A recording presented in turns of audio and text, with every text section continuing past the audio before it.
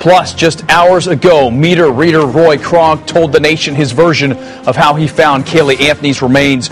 We're live with his story. Good afternoon. I'm Eric Weber. First at noon, he has said very little since finding Caylee's body in the woods near her own home. But today, meter reader Kronk was on national TV painting a visual picture of the crime scene. Adam Longo live at the Orange County Sheriff's Office. And Adam, we're hearing this morning's appearance might not necessarily be a good thing for the prosecution in the case against Casey.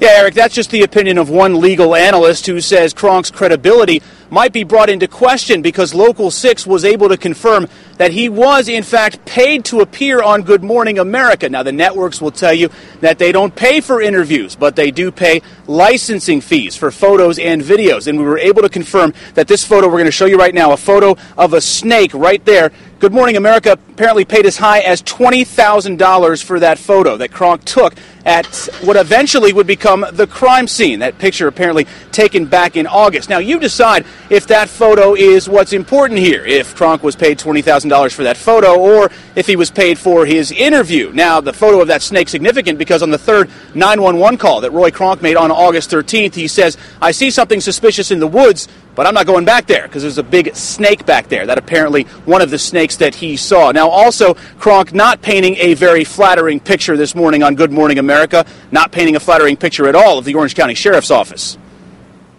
August 11th was the first. Meter reader Roy Kronk appeared on Good Morning America for a 4.5-minute interview this morning. Questions have surfaced as to why, after Kronk called 911 3 times in August. I noticed something that looked white, and there was, I don't know what it is. I'm not telling you it's Caylee or anything of that nature. Why did deputies not find Caylee's remains? The cop was like, I would say he was kind of rude to me.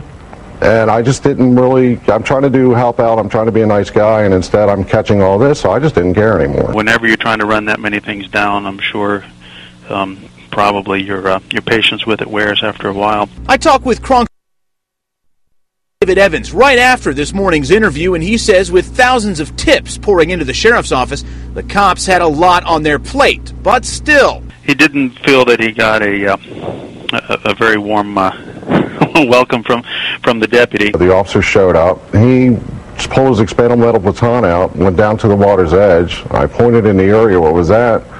He just swept his head back and forth and said, "I don't see anything." The sheriff's office confirms an administrative review is underway involving the deputy who responded that day, August 13th, and his actions, or in this case inactions, are being closely examined. Well, there was water there in August, and I guess the deputy didn't want to go out into the water to look at the bag. There's also the issue of Kronk's motives, which his attorney wants to put to rest for good. He's not happy with it.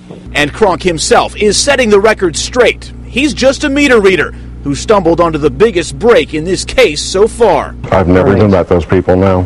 Did you have anything to do with the disappearance of Caylee Anthony or anything like that? Of course not.